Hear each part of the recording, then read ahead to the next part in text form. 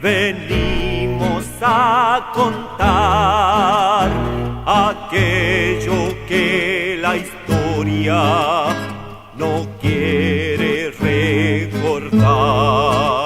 Que lo vi fue el 13 de agosto del 76. Nosotros vivíamos ahí por Forest, al lado de Aceite Bueno y Barato, Forest 444. Y salíamos juntos porque yo trabajaba en la provincia y él bajaba y tomaba el tren para ir a la escuela 23. Y teníamos como un código para no estar todo el tiempo. Yo estaba en el colectivo y él iba para la estación. Entonces, 2 veces nos saludábamos. Y bueno, nos saludamos 2 veces y lo vi irse por la estación, por la barrera, con su saco azul, su pantalón gris, sus mocasines, un libro bajo el brazo. Y esa fue la última vez que lo vi. Yo por lo general lo pasaba a buscar por la escuela. Ese día llovió muchísimo, me fui directamente a la casa de los padres. Bueno, a las 4:30, 5, 5:30, tipo 6 de la tarde, llamó al vicedirector de la escuela diciendo que 2 Ford Falcon se lo habían llevado. Lo habían hecho bajar del auto del vicedirector y se lo habían llevado. Y a partir de ahí nunca más supimos absolutamente nada. Todas eran como comunitarias. Aparte, en ese momento todos no pensábamos que iba a pasar lo que pasó, pensábamos que, qué sé yo, que iba a aparecer, que estaba preso, que nos iban a avisar, a tal punto que, bueno, al otro día fueron a nuestra casa, se llevaron absolutamente todo. Me acuerdo que don Américo, el papá de Américo, dijo con lágrimas en los ojos, dice, si esto hicieron de la casa, no quiero pensar lo que hicieron de Américo.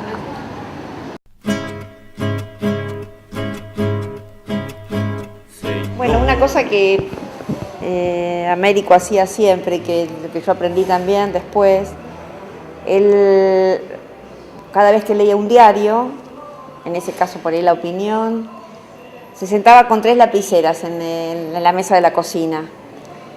Con un color marcaba la línea principal, y con otro la secundaria y con otro digamos como la terciaria. Entonces me enseñaba a analizar una nota desde las ideas principales y cuál era el marco ideológico de esa nota. Pero además lo hacía con regla. Se sentaba con regla y miróme. Era sumamente prolijo. O sea, cuando hubo que quemar toda la biblioteca, todos los libros estaban prolijamente encuadernados en plástico transparente. Y bueno, a la hora de quemarlos había que separar el plástico y bueno, de los libros. Señoras y señores, de jóvenes, de chicos, ayudamos con un muchacho que vivía enfrente de la casa de él, que también después fue desaparecido, no era maestro, pero también fue desaparecido, Estupenengo se llamaba apellido, y con él ayudábamos a los chicos porque ahí cerca había siempre, había una biblioteca al lado de la casa de él, y en la biblioteca a veces enseñábamos a los chicos, pero después, ya cuando nos recibimos, cada uno empezó a hacer su vida. Trabajamos juntos en una escuela que era Instituto de Rehabilitación a Tuberculosis. Ahí estuvimos unos 4 o 5 años y después nos pasamos al Hospital Santoyani también juntos, y ahí sí también íbamos los días sábados a trabajar con ellos, a hacer concursos, a hacer trabajos de recreación. Durante la semana enseñaban. Una de las cosas que les enseñaba, él era maestro de los grados superiores y tenía establecido varios códigos, o sea, uno, esto de cómo aprender a leer, digamos, lo esencial de una nota y buscar la ideología de esa nota. Y después tenía, Américo era un tipo muy muy chistoso, muy de jugar, muy de hacer bromas. Y había establecido con los chicos un código. Los chicos sabían que tenían que escuchar el partido todos los domingos, porque si Argentinos Juniors ganaba, no tenían pruebas. Si Argentinos Juniors perdía, tenían pruebas. Lo que implementaba con los chicos les enseñaba historia con el ajedrez. Yo nunca fui amante del ajedrez, o sea que no puedo explicar cómo se los enseñaba, pero lo hacía a través de táctica, estrategia, de las batallas, digamos, lo explicaba desde ahí. Era un amante de la historia, así que... Entre 1970 y 1977 atravesé el nivel primario.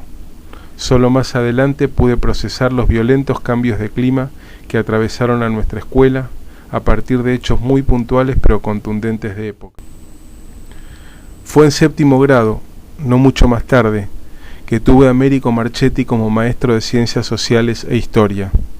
Su sonrisa amplia y generosa acompañaba las palabras con que nos interpelaba para recorrer los hechos del siglo XX, y mi entusiasmo se incrementaba cuando hablábamos de las grandes luchas que signaron un tiempo de esperanzas fundadas en la posibilidad de forjar un mundo nuevo. Y en la primera asamblea que fui acá en Capital, lo conocí a Miguel Bianchi, que habló y planteó sindicato único, entrar a la CGT, somos trabajadores. Entonces yo dije, este es el discurso que va con nosotros. Entonces lo discutimos y dijimos, sí, ese es el discurso que va con nosotros. Entonces de ahí vino el acuerdo. Oye, ¿y en esa militancia fue que lo conociste a Américo? ¿O lo Claro. conociste en la actividad sindical solamente? En la actividad, pero la actividad sindical en esa época estaba totalmente cruzada por la militancia. Y sobre todo en los grupos como CEPAC, AUDEC, todos esos, la CUTE, donde estaba lo que predominaba políticamente era el peronismo. Y bueno, y así empezamos, y nosotros acá en Capital, como lo conozco yo a Américo, a través de Miguel, que nos ligamos al peronismo, ahí con Miguel Bianchi se acerca, y Ana, Ana Lorenzo, puedo decir, y se acercan varios compañeros, que yo, en realidad, los que más me acuerdo de todos ellos es Cacho Carranza y Américo, con quien, por supuesto, más de una vez tuvimos unas agarradas que les cuento, ¿no? Para él eras como una persona como muy importante para discutir, ¿no? O sea, que sentía que tenías como un profundo contenido político, una base muy clara para discutir, que valía la pena discutir con vos, que no le pasaba con otras personas, es cierto que hubo momentos de enfrentamiento. Yo no era de AUDEC porque yo trabajaba en la provincia de Buenos Aires, pero lo acompañé en algunas oportunidades. Pero lo que básicamente rescataba esto, ¿no? Que era creativo, era a veces divertido, era a veces no tan divertido, de las discusiones que ustedes tenían y esta posibilidad de discutir a un nivel interesante de la política, ¿no? Pero el recuerdo profundo que yo tengo de ellos es la calidad humana de los compañeros, o sea, el jugarse, estar convencidos de lo que queríamos, y como docentes, excelentes docentes. Pero un día el maestro Américo dejó de venir. Un clima denso cubrió la escuela y nadie me hizo saber que había sido secuestrado por las oscuras fuerzas represivas, brazo ejecutor del crimen social que recurrió al genocidio para implantar, como dijera Rodolfo Walsh, la miseria planificada en Argentina y en la región latinoamericana. Las diferencias políticas, que en algunos momentos, les digo, al principio hubo un gran acuerdo, porque estábamos de acuerdo, por supuesto que había, y las discusiones eran muy profundas, porque para llegar a aquella declaración de principios de AUDEC, que no fue una reunioncita y ponernos de acuerdo, porque fue bastante profunda. La declaración de principios de AUDEC, que también en parte era del CEPAC y de todos esos grupos nuevos, se habla de la educación, primero se define a la escuela como un frente de lucha, claramente. Ahí el planteo en aquel momento, década del 70, que era el eje, y es donde nos diferenciábamos también, ahí es donde nos diferenciábamos del PC, del Partido Comunista, nosotros y el peronismo, que era plantear la liberación nacional. Ese era el eje del planteo de fondo así político, ideológico, donde habían diferencias. Y ahí lo que había realmente era un verdadero compromiso de hacer la revolución. Y ese era la mayoría de los compañeros que eran militantes tenían ese compromiso de hacer la revolución. Y militante en el sentido profundo de la palabra militante, es decir, tenían toda su vida comprometida en un proyecto político. Entonces el proyecto político y el compromiso de vida era muy... Entonces lo cual daba que había que ser verdaderamente docente y cumplidor. Nosotros, por ejemplo, no poníamos en la lista nuestra ni aceptábamos a alguien que no estuviera prestigiado como docente. Si no era bien reconocido por la gente como docente, no lo queríamos en la lista. Pero siempre íbamos todos, los distintos grupos, hacia el mismo camino. Yo lo asocio con la palabra construcción, o sea, había como un clima de constante construir, y no importa en qué lado estabas parado, pero siempre esa era la sensación, ¿no? O sea, inclusive cada vez que se iba a una marcha, o con las discusiones, pero eso yo siempre lo asocio con esa sensación de construcción, ¿no? Algo que siempre va para adelante y cada vez más, digamos. Pero además, yo les digo, el ideal de escuela, el ideal de educación que había, estaba íntimamente ligado a la construcción de un cambio. Álvarez Tomás, patriota revolucionario que daba el nombre a la escuela, y Américo Marchetti se unen de manera visible e invisible en 2016. El primero combatió por la libertad del continente. Américo Marchetti luchó con la misma decisión por la libertad de sus hermanos en el siglo XX y pagó con su vida la decisión de educar para la libertad y militar por la liberación.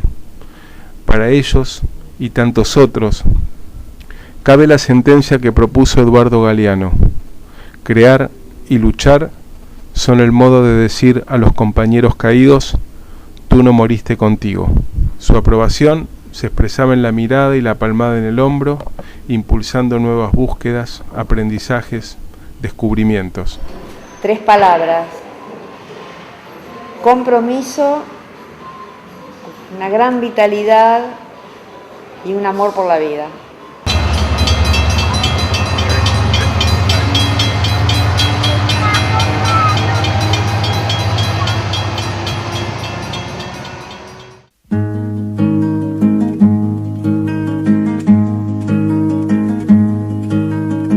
Siempre que se hace una historia, se habla de un viejo, de un niño o de sí.